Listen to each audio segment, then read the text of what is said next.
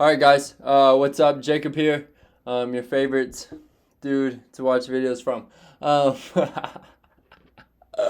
Hello in 3, 2, 1. What's up guys? Jacob here. Just making a quick video. I just got done working out and I got some food after, and I was like, hey, I should share my philosophy or my idea on how to eat after your workouts in order to recover, in order to stay lean, in order to maximize results, but also feel good.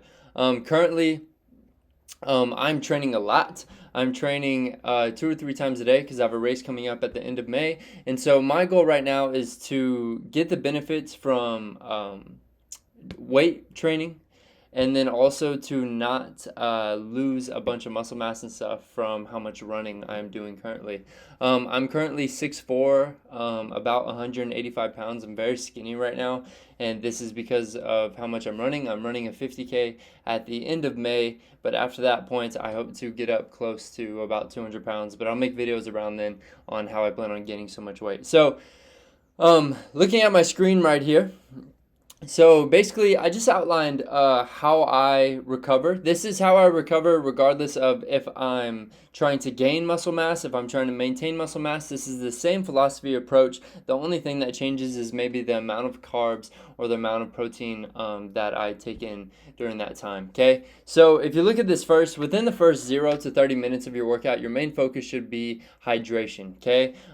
Regardless of if you just weightlifted or if you just trained really hard, let's say you did sprints or something like that, your main focus should be getting water back into your body so that your body can recover and work optimally. That's the main thing. Your body, a lot of people believe that you need to get a lot of protein and stuff afterwards, but your body's smart, okay? You have protein that is available directly after your workouts, and actually getting a lot of protein in, I think, can get in the way of your recovery because your body's focused on your digestive system as opposed to trying to get glucose back in there and working on your inflammation and just getting water pumping through your system, okay? So the main goal, I would say, would be to get 20 ounces of water in right here.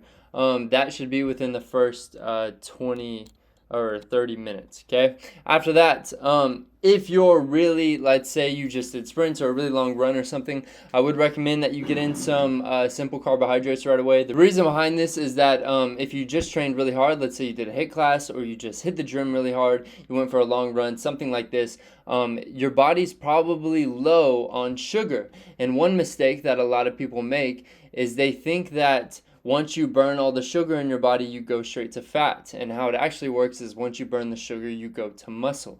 And so the key with preventing muscle loss after your training is to get some simple electrolytes in the form of fruit or juice. That way your body doesn't have too much to break down, too much to focus on in your digestive system. You're getting electrolytes and you're getting sugar from the fruits as well as hydration. Next, 30 to 60 minute window right here. Your goal during this time is to get energy back into your body, to restore the glucose, to restore the carbs in your muscles, and then also to recover, okay? During this point in time, usually I either have an acai bowl or I have a smoothie. And in this smoothie or acai bowl is usually a bunch of frozen fruit.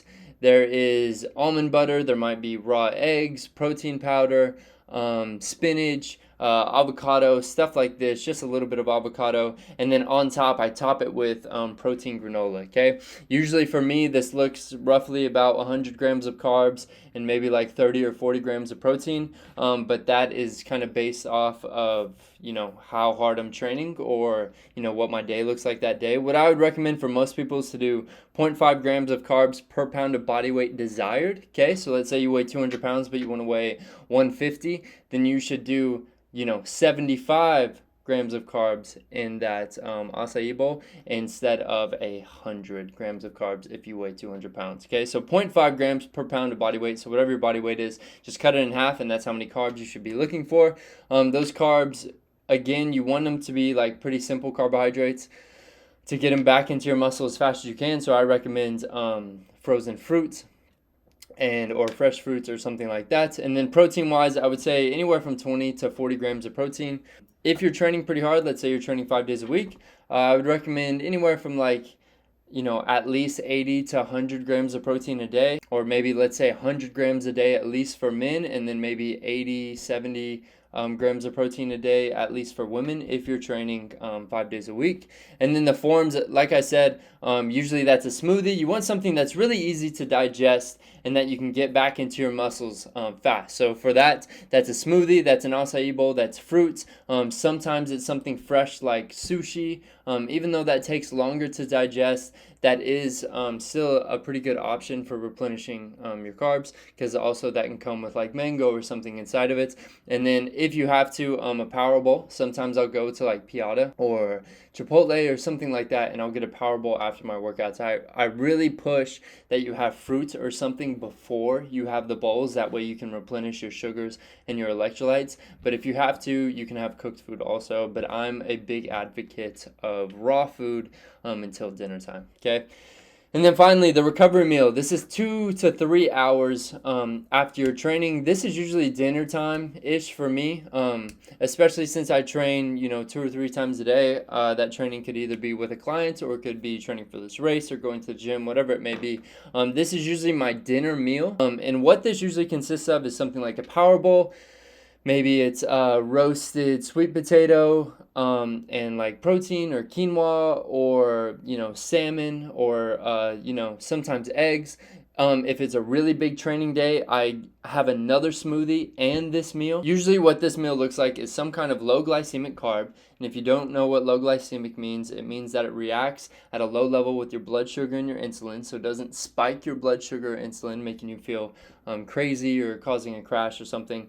For example, a bowl of oatmeal is low glycemic and a bowl of Fruity Pebbles is high glycemic, okay? Right here, again, I recommended 0.5 grams per pound of desired body weight. This is for most people who are looking to maintain or cut, to cut body fat. This is what I recommend.